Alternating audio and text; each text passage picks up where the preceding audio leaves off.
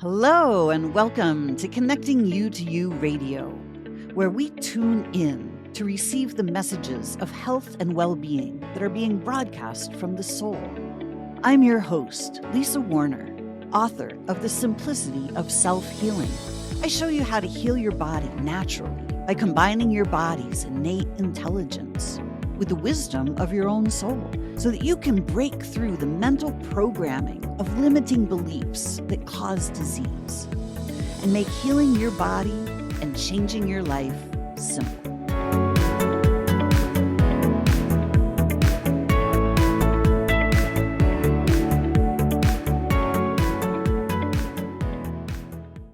Hello and welcome, everyone. Welcome to another episode of Soul Stories, because every soul has a story.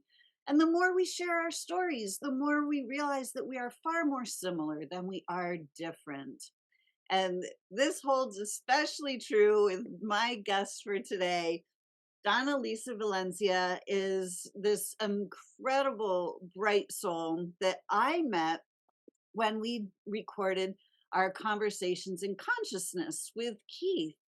Donna and Keith had known each other for a long time when Keith was in the media industry in out in Hollywood, and so Keith is the one that introduced me to Donna-Lisa, and we first met on that recording, and I was astonished to find out that Donna-Lisa and I have an awful lot in common, very parallel paths as we were children. So I am so excited to introduce Donna-Lisa and her story to you guys today, because we're going to have some fun stuff to talk about. Donna-Lisa, welcome. Thank you so much for Oh, being here. thank you, Lisa. I am absolutely honored to be a part of this. And you didn't mention, I will just bubble up for people to know you're a guest of my podcast. So that is going to be posted soon so they get to hear more about you as well. Yay. It's so much fun to share on each other's platforms and, just to get some high consciousness conversations out into the world. Absolutely. Absolutely.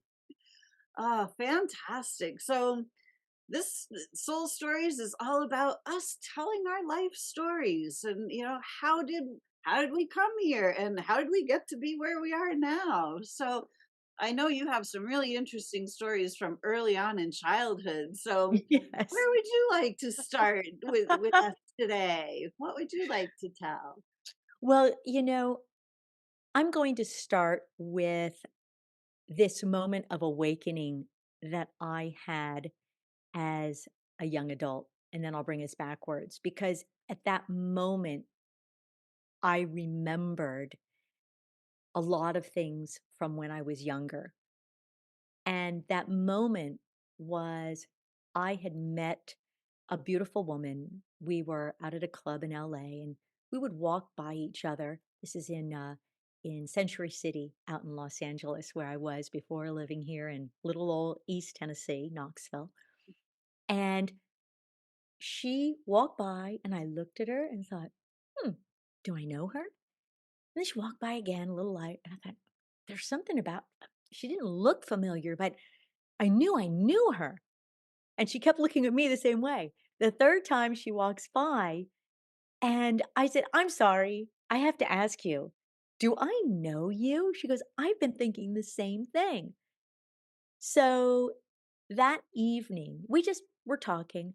We ended up stepping outside, and this is one of those magical moments where you're sitting under the stars and we could actually see stars in Los Angeles, because it was about 2 o'clock in the morning, and we're out on a bench between the 2 twin towers in Century City, and we're talking about our lives, and she opens up to me about her father passing and the story she'd never told anyone before. And I did the same.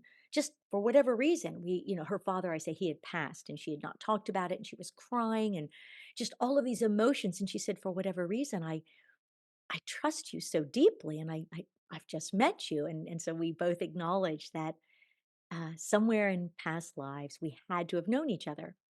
Fast forward a few months, And she says to me, I want you to meet this intuitive, a psychic that I go to. And my immediate response, being brought up Catholic, is no, that's a sin. Because that's what we're taught. You don't go to those people. I just want to say, do you know how many Catholics want to go or choose to go to psychics? Because it's just fun. So I said, no, no, no, I can't do that. And she goes, well, guess what? You're going because I already bought it for you for your birthday. And I just want you to know that you are going to blow that psychic away. She says, that's why I'm doing this because your connection with energy is off the charts. Now, at that point, I didn't really know what that meant. But the reason I'm bringing this up, I won't even go into the psychic. Well, I'll tell a little bit, but basically, the reason I'm bringing this up is because she said to me, I said, how do you know this psychic is someone who's valid, who really gets it? It's just not guessing, a carnival sidekick. And she goes, this is a person who the police call on to find lost children. And she's been doing it for about 20 years and she stopped because it's too intense and she finds them. And I ended up asking her at one point, what's your ratio? And I think it was like 90%. That's a lot of energy finding these children, right? And she says, one thing that this psychic said to me when I signed you up, I asked her, why is it that Donna-Lisa and I are so connected? And without missing a beat, she said, you were both martyrs and you burned at the stake. Mm. And I'm going to tell you, Lisa, when she told me that, I got goosebumps, I got teary, and I had this sudden, that's the reason. And I say that's the reason because I have been aware since I was a little girl about two very intense things. And number one is I have had a connection to divine source without even knowing what the word was when I was a little girl. And I say knowing because I knew as early on as 2 years old when I realized I was a big person in a little body. I've known of this deep love and connection with this divine energy. But the other thing I've known is that I have always had a high respect and fear for fire. And I've never understood why I've had this before I was told, be afraid of fire. And so when she said that, it was as if the answer just whoop, came into my lap. So I will also note about this psychic that she was able to tell me things that acknowledge things nobody knew. So before I tell what those are, I'm going to go all the way back now to, as I had noted, 2 years old. I knew I was a big body, a big person in a little body, and it was kind of a comical moment. I was in the back seat of the car. My parents were driving it in the DC area. And as I say, back in those days, there were no seat belts. So I'm like flailing around, right? And I'm next to my baby sister, and we're only 11 months apart. And I say two, I was probably a little younger. I had to be because my sister and I are 11 months apart, and she was just a little baby. So one something. And as we're going around this circle, my parents are laughing hysterically, looking for which of the 6 roads they can go to off of this circle. And I'm in this space of just laughing with them and watching. And I thought, I'm a big person in a little body. This is like my little spacesuit. And then a few years later, I was 4 and I was selling lemonade on the street in my home during the day, and at one point, a couple of policemen pulled up, and I got scared. I thought they were going to arrest me for selling lemonade. They actually they ended up being my biggest purchasers. I think they bought 4 lemonades and gave me $1, which back in 1965, that was a lot of money for a little 4-year-old, right? So, it's a hot summer day in Maryland. It's sweating, humidity, the bees swatting them. And all of a sudden, this young boy walks by coming home from school because the elementary school is right down the street. And I could tell I knew he was a 5th grader, and he was carrying this big, huge stack of books, and he had a backpack, and he's hot, and he's walking by, little kids, we don't say hi, we just kinda, like that, right? But as soon as he passed me, I had this I went from looking at the books and saying to myself, "Oh my gosh, I gotta learn all that stuff." And then it was this woof, this awakening that said, "I know all that stuff already because I've been here before, and I just have to relearn it, and I have to relearn more, and then I don't know what I'm supposed to do with it."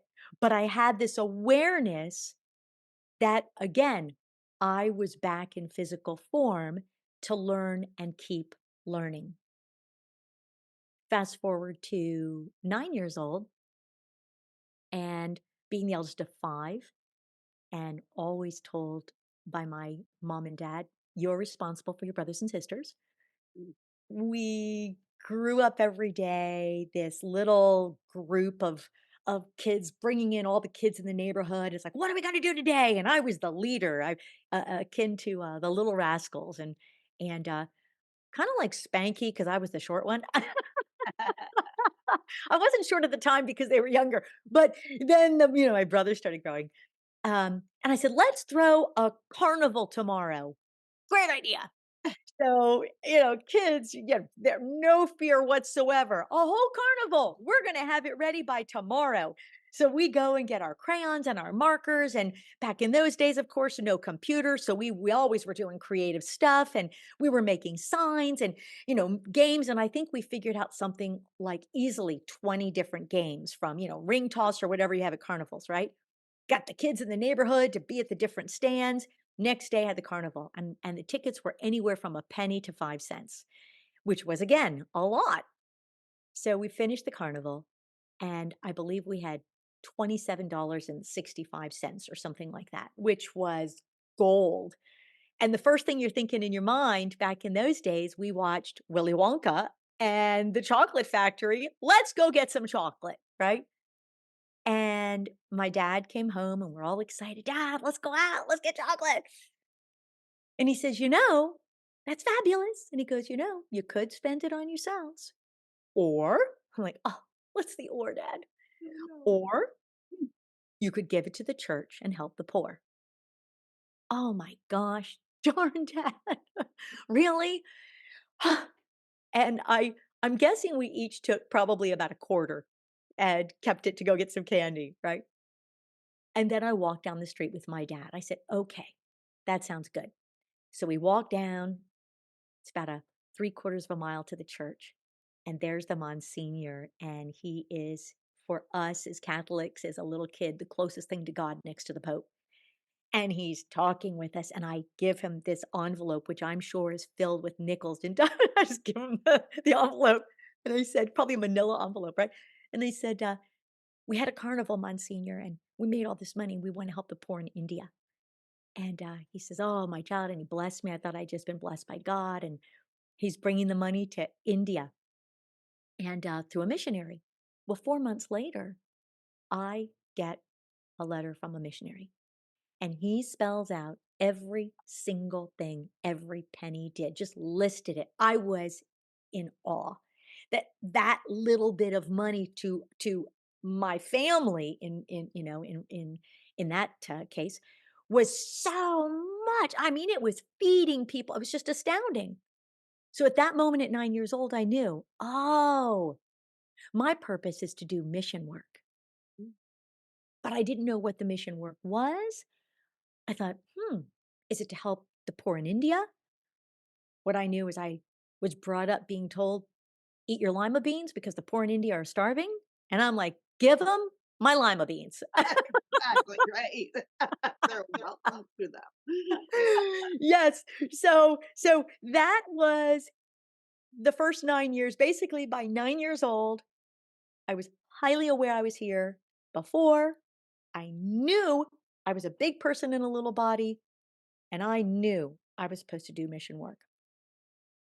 And going along with my life, observing, very much the observer. That's one of the things I teach as a coach who guides people to connect with light and love and peace is one of the most amazing practices that we can dive into is to learn to be the observer so that we are able to step out of being a victim to instead being a person who observes what's happening and can approach it more peacefully and with peaceful responses rather than intense reactions. So from early on, I learned to be an observer because I felt I was observing the world from this shell.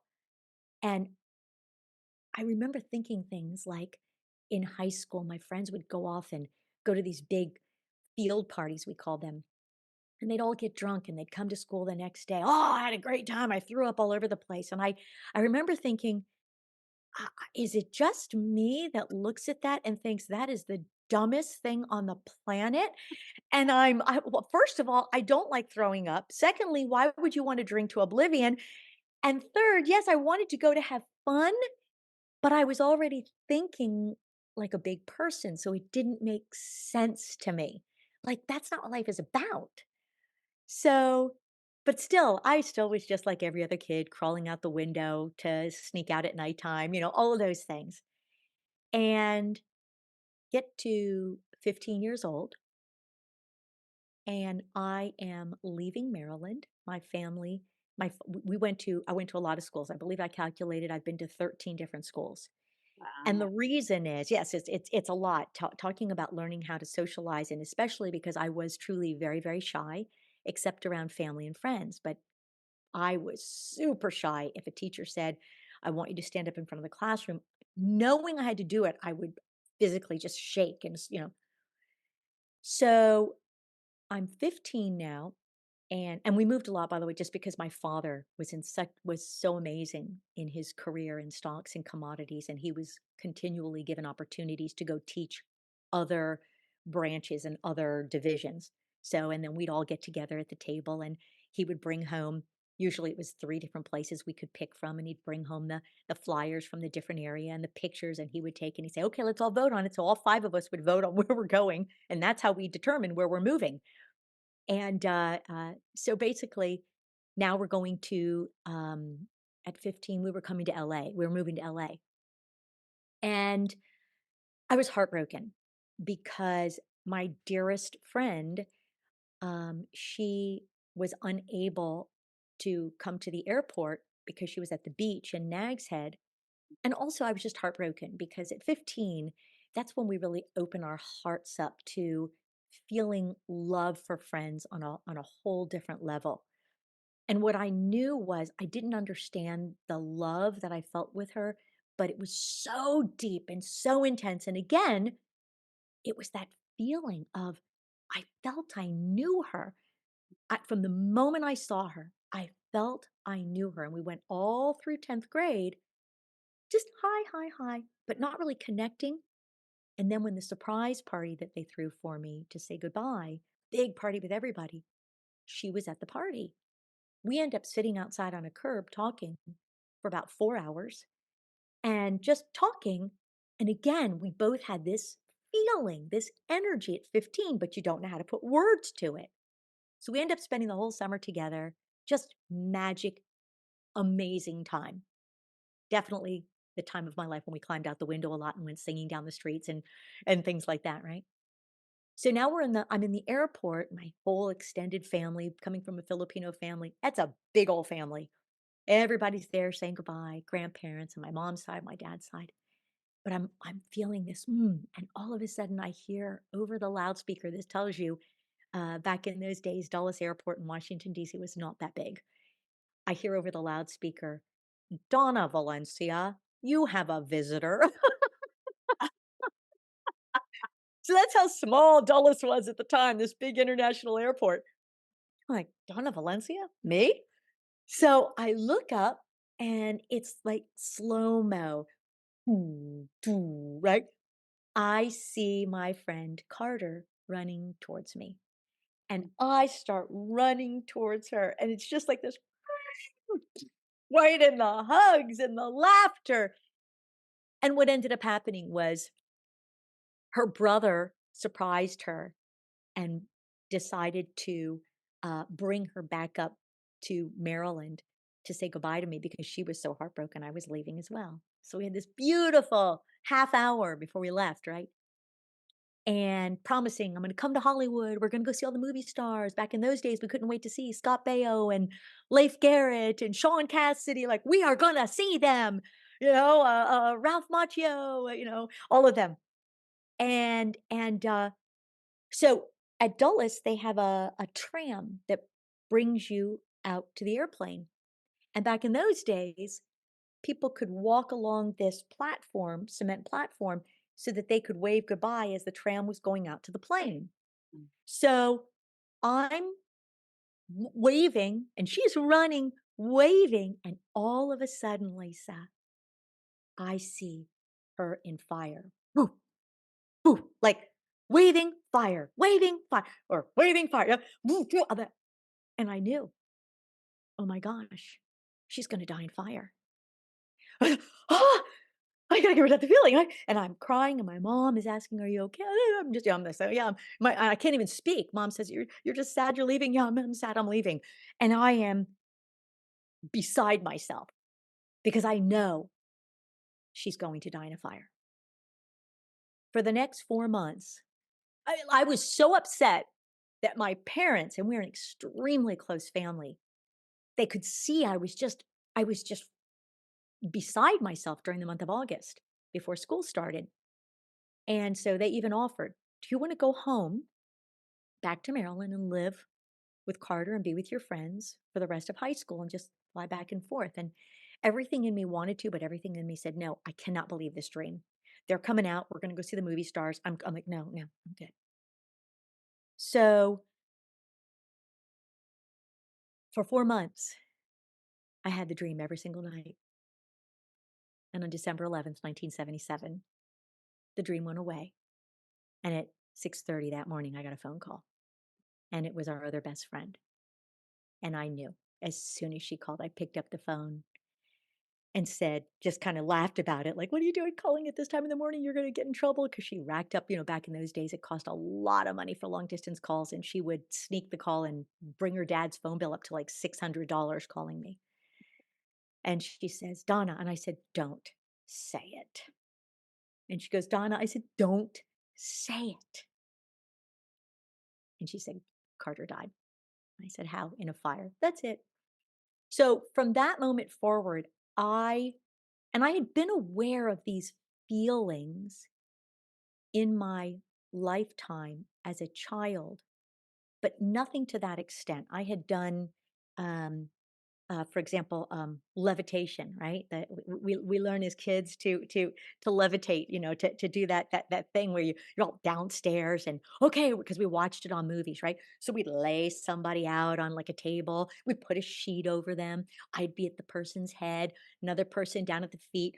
Two people on each side say, okay, two fingers, two fingers. We'd put it under, well, children's energy is off the charts, right? So we'd all close our eyes and I think when we did this, the one that I'm speaking of, I was probably maybe 7, maybe. So 7, 6, 5, 4, 3, or the neighbors, and no one was older than me. We're like, "Okay, ready? Think it, think it. She's gonna float, she's gonna float, she's gonna float." And all of a sudden, while everybody's doing it, and I kinda open one eye, and I can see that they're all, like, really, like, thinking it, and I'm realizing I don't feel her head on my hands. And I peek and I see that her body has raised 6 inches off the table. And I go, "And now we're gonna let her down, let her down, let her down." I'm like, "Oh my gosh." Right. And I mean, just things like that happened as kids, putting kids under, one of my friends in high school called me witch because we were at a girls' party and everybody was like, "Oh, we're gonna do put a person under and hypnosis or whatever." And I did. I put this girl under and I asked her questions, and from that moment forward, it's like, and I'm like, I don't know how I did this. So all of this happened, but when that happened at 15, I shut it down. Mhm. So the reason I gave the first story of my friend in Century City is because I had shut so much down. I was like, I'm not thinking that anymore. Mhm. And I also had experiences as a kid. One other thing to bring up, like the movie The Matrix, where Keanu Reeves suddenly, right? I would be talking to people, and all of a sudden, everything would freeze, like, and I would reach. And the best analogy I can give is if you tighten your fingers as much as you can, and you feel that intensity in the tendons, the whole world felt like that, and that's why when I saw the movie The Matrix, I was like, "Oh my gosh, they just put it in a film." And I didn't see the static, but it was definitely the feeling of the static, and I didn't fly. I wasn't Keanu Reeves doing the high five karate and stuff, but it was definitely, and I would go like this, and my father, I remember he would look at me and he'd like, "What are you doing?" And I go, "Can you feel that?" And it was just this. So that happened. Woof, that happened through my childhood. That was an intense feeling. I wasn't afraid of it though, right? So I shut it all down at 15. And please feel free to interject anytime. I'm just I'm fascinated. I love it. Keep going. You're on a roll. I'm you said, "Tell your story," and things are just coming up that are like, "Oh yeah, that happened," right? So now at 17, a year and a half later, and I'm really upset at God. Why in the world would you take a 15-year-old? Actually, she had just turned 16. And I was the night before Easter, I was with her brother, and I never actually spent time with him except to see him and say thank you for bringing Carter to the airport.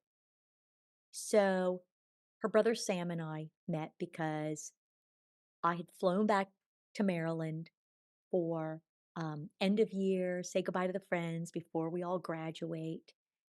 And I needed to see that she was really gone because I had not gone back for the funeral because I basically lost 10 pounds in 2 weeks, and my mom and dad said, "No, you're not going," because they were afraid I was just gonna wither away if I went back to Maryland.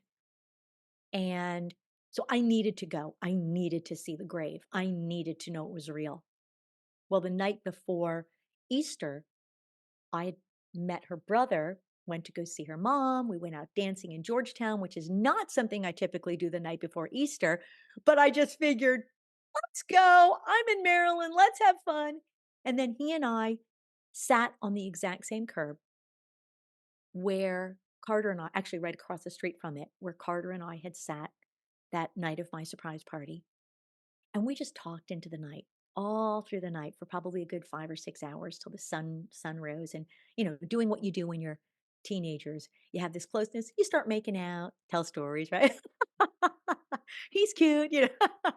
But the connection really was that he and I had never been with somebody and been able to talk about the depth of the love that he had for his baby sister and I had for my friend, and we connected it again, this major energy.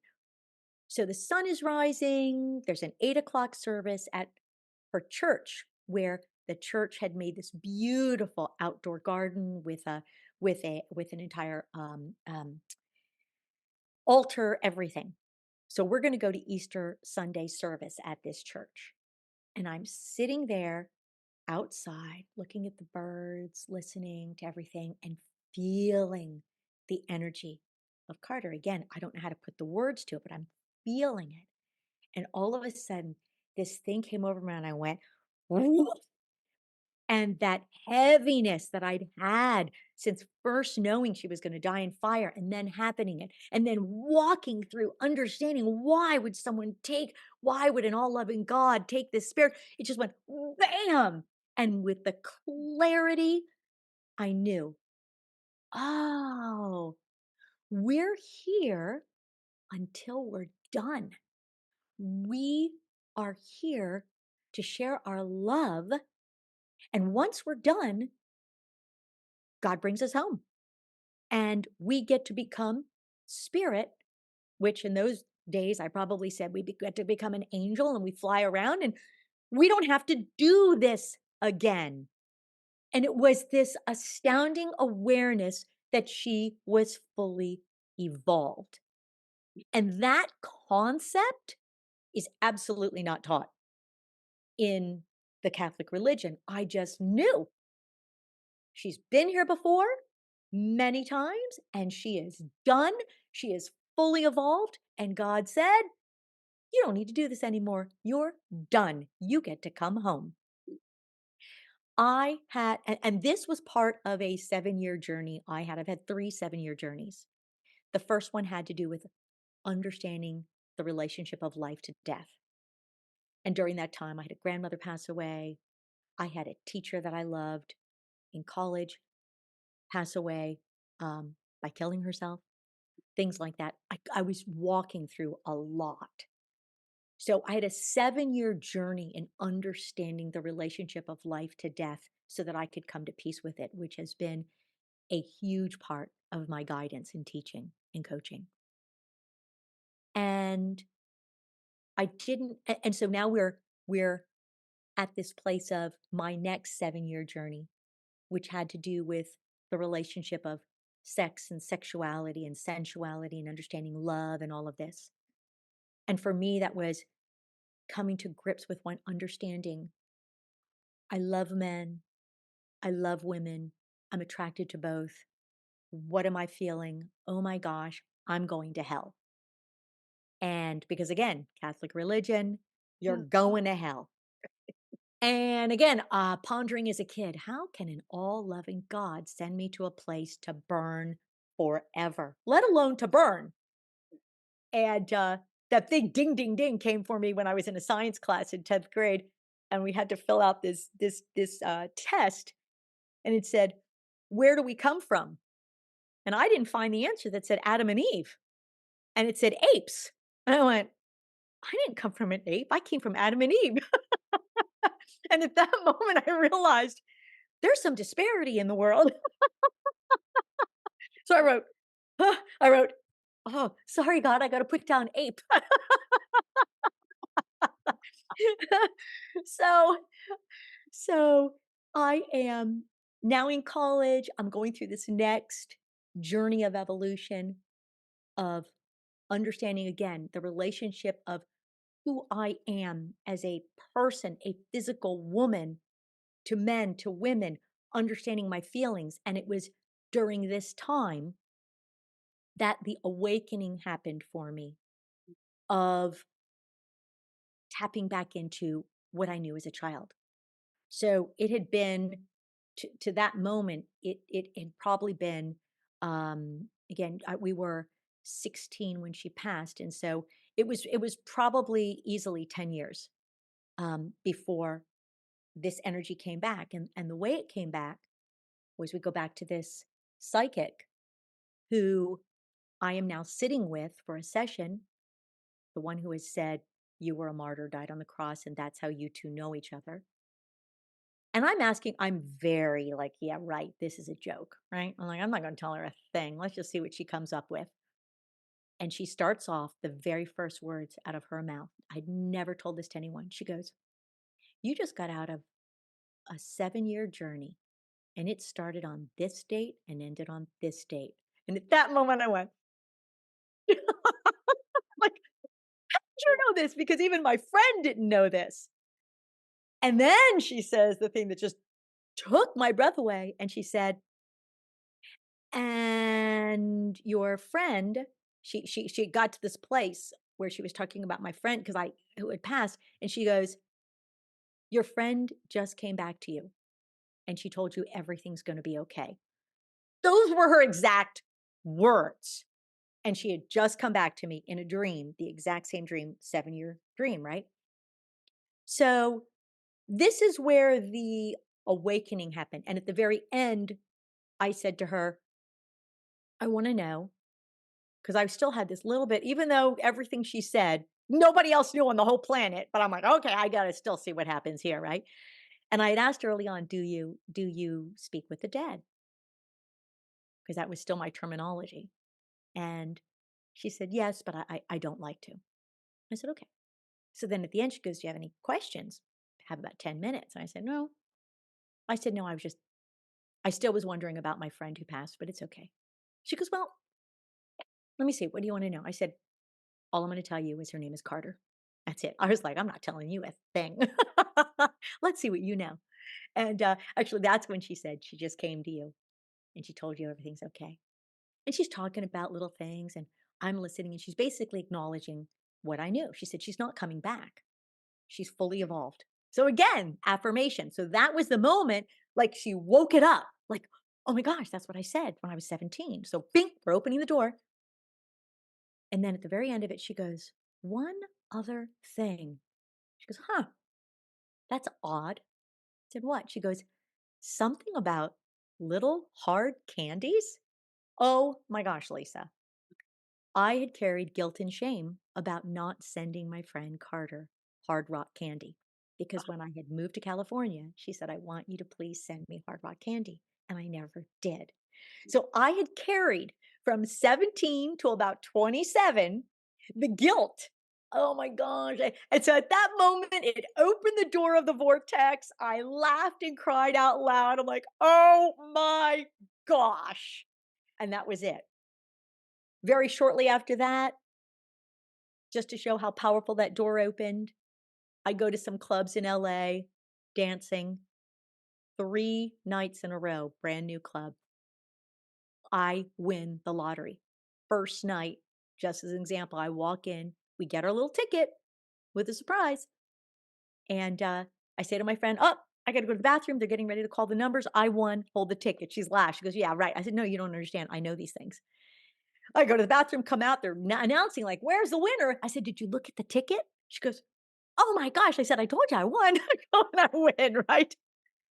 So that was at 26, 27 years old. That's when I realized I could tap into this energy and have fun with it. And I just allowed it to unfold for me through the years. I have just recently in November celebrated flying around the sun 62 times. So I'm in my 63rd journey. And what I can say, oh, my last 7-year journey. Let me first say my second 7-year journey having to do with sex and sexuality. Essentially, I came to peace with understanding it is not about the physical form. It is about connecting with spirit. That's it. Whatever your physical form is, embrace what you have been given. It's beautiful. It is imperfectly, perfectly imperfect, right? It's perfect. It's a miracle, right? Whatever it is, it's absolutely, I can't even say it's imperfect. It is perfect. It is perfectly, I say I'm perfectly geeky, right? So I embrace the fact that I'm just a bubbly, beautiful, geeky spirit inside of this physical being. And it doesn't matter that marketing says you're supposed to have big boobs and a 36, 24, 36, and you're supposed to do this. And like, no, I'm just me. That's it. So that was the result of that 7-year journey. And then the final 7-year journey um, took me back by surprise. I'd never expected it. It was a number of years later. And as I say, I was coming here to Tennessee right before the recession happened, and I was talking to God, and I'd made the decision to move my family here. By now, I had a wonderful partner, and she and I um, have two had 2 children who were at the time 6 and 4. They're now 23 and 21. Um, and so before we come across, I have my conversations with God all the time. I laughingly say, if you see me talking aloud alone, it's because I'm having like a conference call with my angels and God. So just know I'm good. I'm not crazy. And I had said to God before I left, I said, okay, I know I'm supposed to do mission work, but I still got stuff to do. At the time I was working in Hollywood in the entertainment industry, and I'm going to Knoxville. I know, even though I don't have a job, I know it's going to happen, right? And I just want to say it didn't because the recession followed me like a tidal wave. But prior to going, we've got this huge, beautiful motorhome. We're driving across country. We're bringing another family. We're taking 2 weeks. We are making this the rainbow trip of life across the country. And I said, all right, God, this is what I'm going to do. I'm gonna keep working till 65 and retire. No, you know what? 63. At 63, I just gotta put the money away to make sure I got my kids taken care of. I don't want any debt. You know what? 60. When I'm 60, I will be ready to do whatever mission work you want me to do. And everybody asks me, are you going to go out and public speak and teach about creative direction and writing and producing? I'm like, no, that's not it. I said, it's something else. It's something I don't know what it is. One of the directors at Disney, one of the top execs, pulls me into his office one day. He says, I got to ask you a question. I didn't know who he was. He goes, I got to ask you a question. I said, yes. He goes, you are one of God's littlest angels, aren't you? And I just started laughing. And I said, shh, it's my secret. So I said, "Okay, God, 60. When I'm 60, I'll take care of whatever mission work you put on my plate because then I've got the 2 houses in California, we'll have a house in Tennessee, and I'm gonna be able to help all my family." And I was planning my nieces and nephews all know this. I'm gonna have 100 acres. I'm gonna have houses for all of them so nobody has to suffer, worry about anything. The houses aren't just for me, it's an investment so I can take care of everyone. Nobody's gotta worry ever again about monies, anything, right? And I say, as we're turning on the key, literally, I could feel the energy shift. My partner turns on the key to the motorhome, and I knew, oh my gosh, everything. And I could feel it building up before that moment. Everything in me. I even tried to stop the journey. I even tried to back up. We had already started packing. I'm like, no, no, no, no, no, no, no. Something's off. And the reason we went is she said, if you don't do this with everything we've already done, I'll never, ever do something like this again. So I went against what we call that lower dantian energy body, that gut feeling. Mhm. I said, okay, not going to, I mean, we're going to go. And I'm telling you, when she turned on that key to that motorhome, it was like, "Ah!" Like it released this thing that I was afraid of, that I knew was coming. And that's why I said I didn't know what it was, but it was starting to bubble out. It was this energy that said, life is not what you think it is. You have no control. And the trip was, as I say, it was just like this tidal wave of this destruction energy was just Mm. following us, even though from everybody's perspective on there except me, because I could feel it, I could see it, everything. They looked back and loved it. And I made sure, because I made sure it was the dream trip, especially for my kids.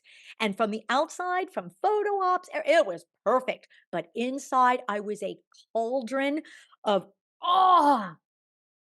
And sure enough, within the first 3 months, relationship imploded. Within the first year, um, all of our savings, 6 figures, obliterated because I had loaned it to someone and they bankrupted. Our homes within the first few years, lost them both. I was in a plane, almost crashed. I mean, I got sick with pneumonia, left lung collapse, everything just crazy, crazy, crazy, almost like not here. And I realized as I was walking through this, I never, ever, ever, ever gave up, but boy, did I get weak, Lisa. I mean, it was like this energy was pushing me down. I was like, oh, it was like the Tarzan movies of the 1960s where you see the person in the quicksand and they're trying to hold onto the stick and then somebody lets go of the stick. You're like, oh, stick, right? And I'm just holding onto the stick. And I felt like my analogy is I felt like I was on the big, beautiful ship cruising through the ocean, and then all of a sudden somebody said, "Here's a raft, here's some water," and they said, "You're gonna be just fine," and they set me out alone, and I'm like, "Whoa!" And I was beaten down. And during the course of that, I ended up realizing about halfway through it, usually there's a peak, and my halfway peak point was I asked God, you got to help me. I do not know why I have to take the next 2 breaths. I was laying in bed for 3 days, which for me is not normal. I am a bubble of energy. As one psychic said to me, you are a 5 fire sign. He says, I've never seen that before. And I said, you have to show me. I can't breathe. Why am I taking it? And I thought, I don't know why. I don't. And then I said, Let me go back to when I was a little kid. And that again, the thoughts started coming back. And I realized I had two dreams when I was a kid. Number one was have children. I had my two girls. Okay, God, show me another reason. And I remembered the 9-year old mission work. I said, fine, that's what this is.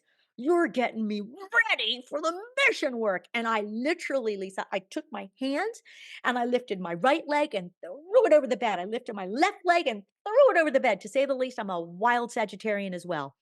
And I just rolled over on the floor and there was a pen there and I had to write a check to someone and I picked up that pen with my right hand, my left hand, and I lifted it and I started writing the check with, I mean, that is just, right? Because I knew that's what this is. You're teaching me to trust you to an off the charts level. Well, I'm doing it. So I'm walking through this and I'm realizing it. And as soon as I realized it, I contacted my friend and I said, you need to meet me at the lake. And we go to the lake nearby, and the rain is coming down so hard. And we're along this river, I should say. Part of it is the river, and we're underneath this metal building, which is the judging booth for all the people that scull and race. They were actually going to have the Olympics there in Oak Ridge, but it was too far from Atlanta. So that just gives you a feeling of the expansiveness and the intensity of this river. And the rain is coming down so hard that the river is only about 10 feet away from us. I cannot see the water, and the sound of the rain, because it's so white, there's so much fog and rain, and the sound of the rain on the building was so intense that the metal was clanging that I had to yell to speak to him. And I said, I know why I'm walking through this. And he's like, why? I said, because God wants me to trust him at an exponential level. I've got to just trust everything is okay. And he's got me at that moment. The rain stopped. The white clouds disappeared. The sun came up. The lake was shining. And my friend looks at me and goes, what the? I go, exactly.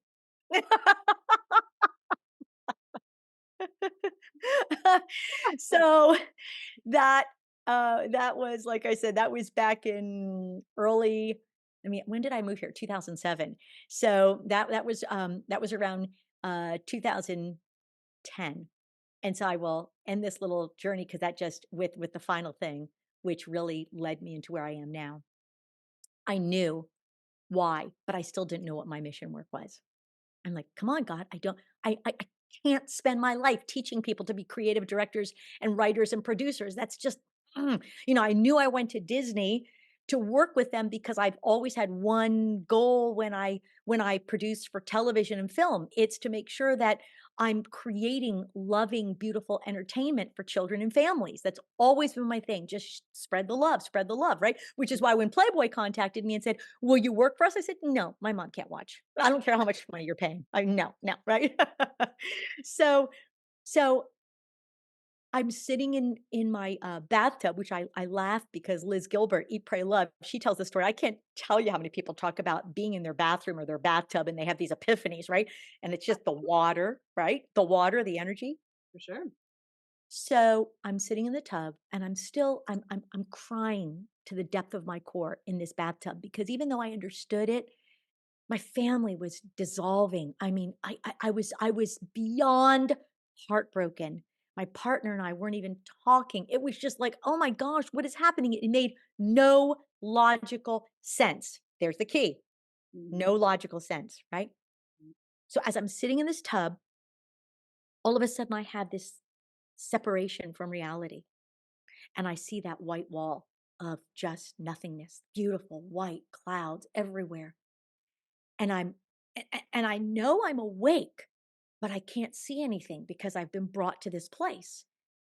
And I'm walking towards what I know is a curtain that will separate where I am from where this ethereal, unbelievable space is.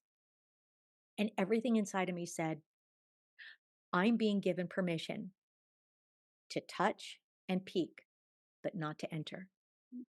And so I put my hand out and I just touched and I gently parted just a little bit. And this feeling went, Mm. and it was love like I have never felt, that we cannot understand. Like, oh my gosh, that's what love is. And I just cried and cried. And the next day, I happened to be going to this amazing church, non denominational Christian church called High Places Community Church, which is really ironic because I did not realize until after I had actually posted my first season of my It's All About High Vibe Connection with Donna-Lisa, with DL, my podcast. I didn't realize that I had used the word high, just like High Places Community Church. Again, because the pastor there, I told him of my vision, and he very calmly, and we'd been connected for like 3 years because someone had told me early on, "You need to meet Martin. You need to," and I'm like, "No, no, no, no. It's not Catholic. It doesn't have Jesus up on a cross, not I can't." He goes, "No, you don't understand. You need," well, I've learned in my life, when someone says, "I feel it," you go, if it's a good feeling, go do it, right? So I meet Martin, we're talking through the years, and he's just looking at me, and one day he just kinda says, "I know. I had a dream. I know what's happening with you, just like I knew with me, but I'm not telling you ever because it's just going to happen." I was like, oh, fine. So I go to lunch with him the next day and I said, "Martin, I know it. This is what's happening. I saw this and the thing at the lake." And he just smiles and he goes, "It's time." I go, "It's time for what?" He goes, "For you to read the book by Squire Rushnell, When God Winks." So here we are in this little town in Tennessee, Oak Ridge, Tennessee. The last thing I think is they've got this book in the bookstore, right? Barnes& and Noble. One copy. I go get the copy. Of course it's there, right? Just like when I'm in the airport, I'm like, what should I go read? And I'm standing in the bookstore at the airport for 30 minutes because I got to run to the plane. And just as I walk out, I go, I got to go back in. There's something waiting for me. And all of a sudden, like a light shined on TED Talks. That's the book. Picked it up, bought it, ran to the plane, right? So, because I know it's going to happen. So Martin says, "Go get When God Winks." So I'm reading in my bathroom about 5 o'clock in the morning because I would just stay up at night, just doing my thing. And all of a sudden, something says, "Stop reading, pick up a pen, and write." So I flip to the inner page and I pick up a pen and I just let my arm flow. And the words come out. And I'm paraphrasing, I don't know the exact words, but basically it says, "You have gone through so much so that you can do so much more.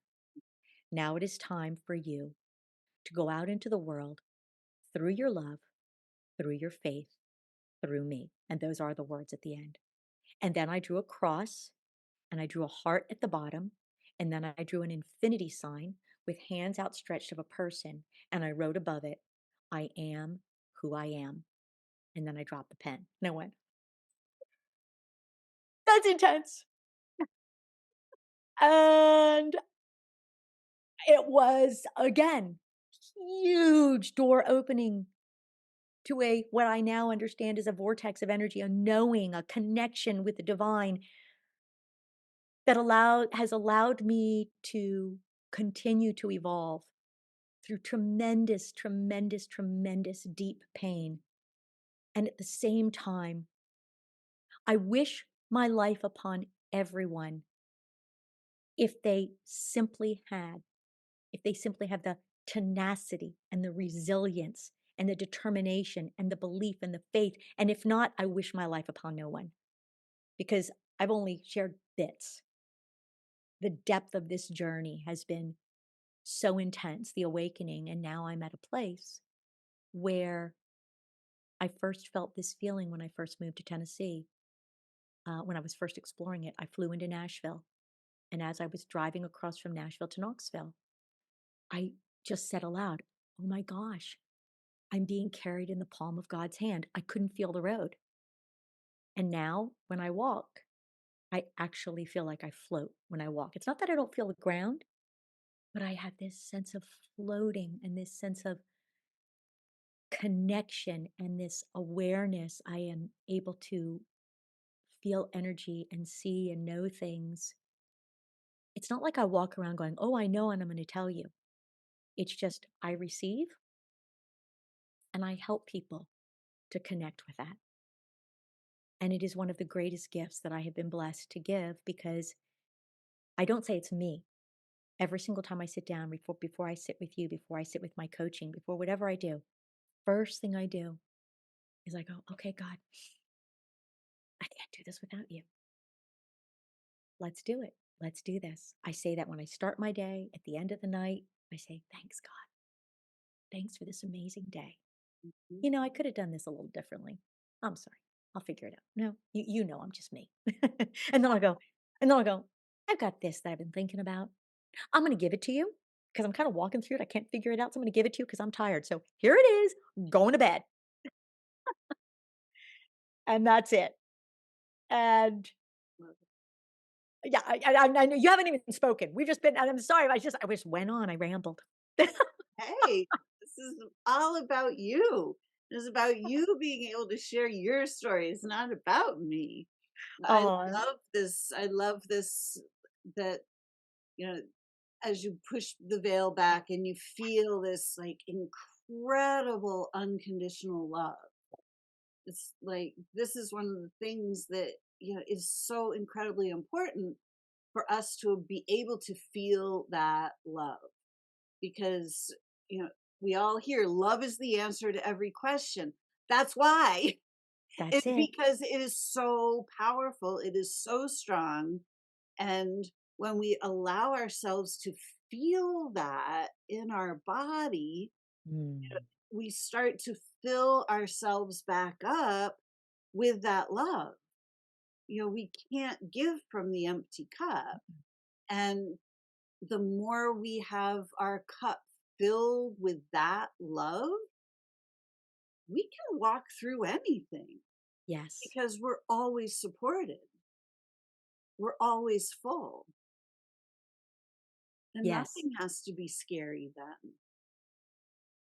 And that's it. Even in those moments of fear and deepest heartache, we are so aware that we are not alone, that we are carried. And whether you call God source or the feminine divine or mother nature or Abba or whatever, what's important is not the name. Of course, I am who I am, right? What's important, or I should say, what I hope for every person in physical form on this planet, is to understand that there is a divine energy that embraces all of us, that carries us through this physical life experience. The universe is astounding. And the fact that you and I can be speaking like this, and we're what, 1,000 miles away from each other, and yet we're right here. I feel your energy as powerfully, whether I see you or not, as if I were right with you. The gift, as Abraham Hicks says, speaks of, which I find very funny, Abraham with these 5 beautiful spirits that speak through Esther Hicks, is that they say, "We envy you all because we want to feel what you feel in physical form. That's one of the things we miss." And that's the part that is so intoxicating for me, is when I see each person in physical form.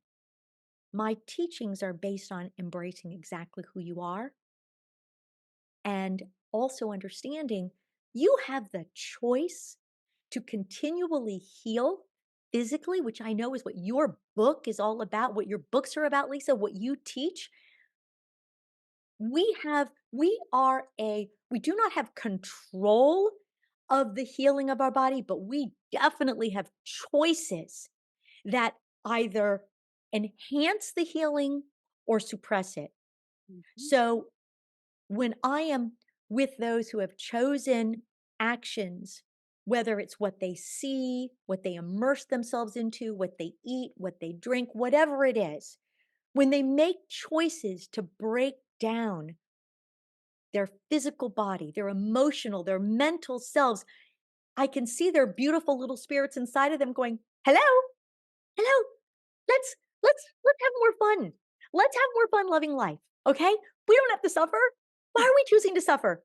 I know that big can of Coke with 24 tablespoons of sugar in it tasted good going down, but oh my gosh, do you know what that bubbly water just did to your bones and that sugar did to elevate the dis-ease in your body? I mean, things like that, right? And I'm not saying we can't do it perfectly. We're human, right? That's part of being human is we get to have those tantalizing little moments when we drink a little soda, eat the chocolate, right?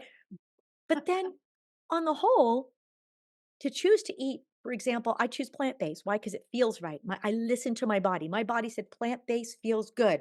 As soon as I made that decision, 10, 11, 12, October 11th, 2012, done. And that's a lot for a Filipino. Just saying that because I grew up with the pig on the table, right? With the big old apple, we cut the pig, ate the pork, right? And I grew up with meat, a lot of meat, a lot of fish. So my family teases me, "What do you eat? Salad?" My mom, I remember when she first found out, she's like, "What do you eat?" And but I learned its flavor, right? So we have choices, and my choice was, yes, I'm not going to deny there are moments where I think, "Oh gosh, I would like to have that lechon, these different Filipino dishes because boy, they tasted good." But I've learned to season other things that I make, whether it's eggplant or whatever, so it still has the texture, the taste, all of that. It's not the same, but it satisfies, it satiates that desire. And I think that what is most important for those that are tuning in here, that are really trying to connect with their souls and their spirits and their divine light is to understand that it is the word that is used nowadays is the word practice, right? Because what does practice infer? You keep taking steps to get better and better and better and better, just like a sport. So, to connect with spirit, as I teach to connect with the beautiful spirit inside of you, it takes practice Mhm. and it takes the willingness to step out as the observer and to look at how we reacted or responded to a situation and shift, shift, shift slightly, fine tune, just like, a person who's molding clay. It takes time. It's not about perfection. It's about, oh, ebbing and flowing. It's like dancing, right? We learn the steps, and the more we dance, the more we become one with the music rather than thinking, 1, 2, 3, sashay, whoosh, do, right? We just allow it to flow. That to me is the energy of connecting with our souls, with our spirits, with the light energy. Mhm. It's that beautiful, it's the dance with the universe, it's the dance with God. And I just want to note God is all loving. Just saying. There is no energy up there that's saying, "Damn you, if you don't stop it, I'm gonna burn your butt in hell for at least a millennium." It's not happening. Exactly. Yes. Do we have time for me to share one other little God wink moment? Of course, sure. And I say this because you'll love it because it ties into Keith and he being your beautiful partner in the YouTube world. I have known Keith, as you noted, since we were in Hollywood. And our connection, again, our divine connection is off the charts on so many levels. I'm going to bring it up to a recent story that he doesn't even know. He knows a little bit, but he doesn't understand it because I haven't given him the clarity of it, I should say, because we're meeting next week. So this past week, I attended Deepal's quantum energy group Mhm. summit, which is called Rise the Healing Summit. And Keith had invited me to attend. So I look, and, huh, it's only $97. Wow. And half of the money goes to helping children. I don't even care what they're doing. I'm signing up, right? So I sign up. It is 100%. It is a week filled with God winks of off the charts proportion. It was the week that said, and this is where I say, when you get a sign, this is where we learn to see the signs, connect with the energy. And the more that we do that, the more that our lives elevate to a level I can't even begin to express what it feels like. It's beyond words. So all day long on Monday, God winks where I'm teary, I'm goosebump. I'm like, "Oh!" My mom even, who, listens with me, my beautiful she's on her 83rd journey around the sun, getting ready to celebrate her 83rd birthday in August. Even she listens with me to all of this deep diving with Abraham Hicks and Paramahansa Yogananda and Wayne Dyer. I mean, she just goes there with me. So even she is sitting in her chair listening during this summit. And every once in a while, I would turn around and look at her and she'd go, because the God winks were so big and so in my face, acknowledging where I am, that it's time to take everything I've been doing to the next level. God is going, okay, everybody, those angels that threw you upside down. I used to say, there's Job and I'm Jobette. They're all now playing a party because they're like, DL is going out into the world and she is finally ready and she is doing what we've been getting her ready for. And she has passed with flying colors. So and I have to say the number one certificate I got, it's called humility. Mm, Like, I walk through everything with such deep humility where I'm teary all the time because I am so aware it's not me. It's not me. It's me and my angels and God, and I'm just the conduit of this energy, right? mm, So here we are, and it's Tuesday, and Keith is a speaker. I think he's the second speaker. And the whole day, the theme of Tuesday is clarity. So Deepal is speaking. Today is all about clarity. This woman comes on. Her name is Donna, and she speaks about clarity and stuff having to do with book writing. Then Keith comes on. He speaks about book writing and his publishing, right? And then this gal Lisa comes on. Well, while Keith is speaking, I am receiving energy that is saying it's time. You have not published your first book yet. You write like crazy, but you haven't done it because life happens. And, I don't care what anybody says. When you are a caregiver, when you are, life happens, there's stuff that's put in your way. And this is part of my diving more deeply into trusting, into trusting, into trusting. All is well, releasing shame, judgment, all of that, right? But at that moment, it was like, it's time. Get your first book out there. You can do your own stuff later, but get the first book published, which of course, Keith has a company where you speak your book, mhm. meet with them, they create the first book. So while he's speaking, Spirit says to me, sign up now. So he's speaking, I sign up for my clarity call. I didn't realize till later, I forgot. Deepal, who started it, said, today is all about clarity. Then Keith is speaking, I'm having this clear vision. You need to sign up with Keith. I sign up for clarity call. The speakers are all done. I suddenly jump up and down. I go, oh my gosh, mom. You know what the message just was? First girl's name is Donna. Last girl's name is Lisa. Keith. God said, it's Keith, Donna, Lisa. The night before, I had asked God before I went to sleep. So, God, who am I supposed to get some guidance from next? Who's supposed to help me? I'm giving it to you. I'm going to bed. I went to sleep, forgot about it, went there. It's Keith, Donna, Lisa. I laughingly said to a friend of mine, so God doesn't know how to spell. Donna is not how I spell my name. So he does not know this, but basically, it's time. I realize it.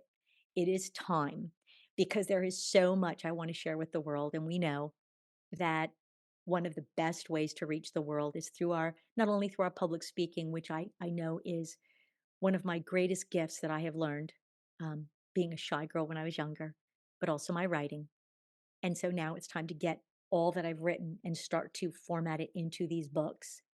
And right before my father passed away, he woke up from a dream. He called me and said, Donna. I said, yeah, Dad. He says, I just had a dream. You're going to write 5 books. I go, great. He goes, "Okay, bye." Click. So, there you have it, Oh, and Keith and I are meeting next Tuesday, and, yeah, clarity. woo! Congratulations. Thank you. I am looking forward to it. So exciting. Yes, he published my second my the 10th anniversary edition of my book. So, Oh, beautiful. He's such an amazing, amazing spirit talking about, I completely understand why the 2 of you are like, just beautiful. And if you're wondering, yes, those sound effects, I've done them since I was a little girl, like, right? When my second daughter was born, who, by the way, her name is Carter. I named her after my friend. aw. And as a little girl, she didn't say any words Oh, for a while. And the reason, she didn't is because you'd ask her things like, "How you feeling?" "Woo!" She learned from me sound effects. I thought that was funny. that's hilarious. Oh my gosh, I love it. Oh, I had no idea what we were gonna talk about today. That all just kinda came out. That's again, I just said, "I'm giving it to you, God. Let's just see what you want the world to know." Right? Exactly. It's just like we open up, we become the empty vessel, and we just allow it to flow through. That's it. It's so much easier than trying to figure it out and Mm. Yes, and it's like and it just comes from having that heart fully open and filled with that love. that's it. That's it. Just It's love connecting with love. so That's all we can simple, do. Yeah, right? which is why when I coach, I don't even take notes. People say, "Do you take notes? You know what happened last time?" I said, "No, because what's done is done. Right? The past is the past, and we're here. And Mhm. whatever this person wants to share at this moment, we share a little bit of the past, of course. You want to give me tidbits, but Yeah. let's talk about right now, and Mhm. let's see how now can become this amazing foundation for tomorrow." And it's beautiful. Yes. Oh my gosh. Donna-Lisa, thank you so much. This has been so fun. Such a wonderful Oh, story. Oh my gosh. So many nuggets in there. I'm sure people are going to want to listen more than once because there was so much. That was such a beautiful, rich, valuable conversation. Thank you so much for sharing. thank you. Thank you, Lisa. And I'm sorry, we can't leave without you at least saying one of the similarities because I know what they are.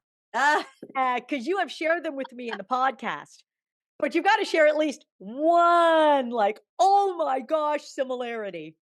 right? I mean, what you knew at 2 years old, that I knew that same thing when you had the experience with like, kind of opening the veil a little bit. That was basically the experience I had at 2 years old, was just finding myself in this space of unconditional love.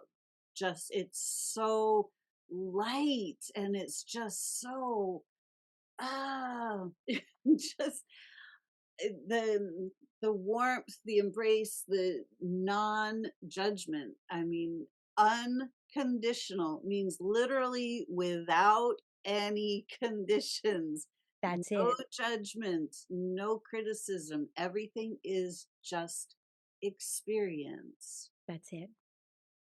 That's it. That's Right? it. And I forgot to mention when that happened for me, I had never heard the song I Can Only Imagine. Mm, And I don't know if you've ever heard it. It is a powerful song. So I'll just leave you with that. Anybody that's listening, it's called I Can Only Imagine. There's actually a movie about it, mm, and it has to do with this man's story of imagining his father in heaven. So I'm hearing the story. I'm hearing the song while I'm sitting in this bathtub when split happens. uh-huh. And that will help. And like you said, I'm so excited for everybody to hear more of your story in the podcast, which I'm getting ready to start producing and get out the door. We're just doing a few more interviews. I decided to do a few more interviews before I did season 2. Uh, Uh, I just met with an Akashic reader yesterday who leads the Akashic Academy, and I will connect you with her as well. She is just beautiful. oh, great. Awesome. Well, thank you so much for sharing your soul story with us today, Donna-Lisa. And thank you to all of the audience who have been listening. And so if anybody would wants to reach out to you, Donna-Lisa, how do people reach out to you and find out what you have in coaching? Well, I'll send you the link, and I'm looking to make sure I'm saying the right thing. It is Whole Body Studios. I don't have the link up here. It's Whole Body Studios in or Whole Body Pilates and Studios, something like that, here in Knoxville, Tennessee. And if you look up under services, you'll find wellness, and that's where I am. I also have the podcast. It's all about high vibe connection with DL. I know it's on Spotify, Apple, and supposedly on a bunch of others. Also on Fridays, I do a Friday, every Friday, something called DL's Coffee Talk. And that's live on Facebook at 10 o'clock East Coast time, 7 a.m. West Coast time. We were off for the last 2 Fridays because again, universe said, take a break, and Facebook wouldn't let me in. So I realized the computer had updated and it kicked out the app, and I couldn't access my camera or my mic. Oh my God. So yes, my lovely co-host Jordana and I do a Friday DL's Coffee Talk, which is lovely, and it's all about we're actually shifting to make sure it's very clear for everybody. I have a slogan, which is, I love how happy looks on you. And it's based on loving the happiness that comes from the spirit within. And I love how happy looks from you comes from saying, I love the happiness that has come from you from truly connecting with the balance and the peace emotionally, mentally, spiritually, physically. Um, and so now our slogan is we love how happy looks on you, and we talk about health and wellness and how to be happy, and we have a lot of fun. Yay. Thank you for Fantastic. asking. Thank you for You're asking. welcome. So anybody that's watching, just check the show notes and you'll see all the links there in the show notes. So Thank you. Donna-Lisa, thank you so much. It's been so much fun.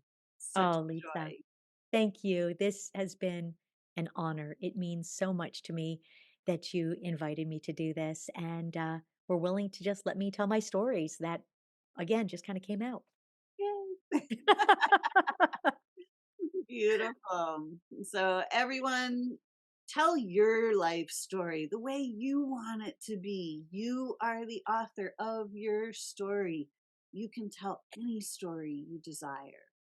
Mm, just make it a good one because you can. Until That's right. next time, create for yourselves a great story. Bye for now. Bye bye. Blessings. Thanks for listening to this episode of Connecting You to You Radio. If you've enjoyed this podcast, please subscribe and share it with your friends.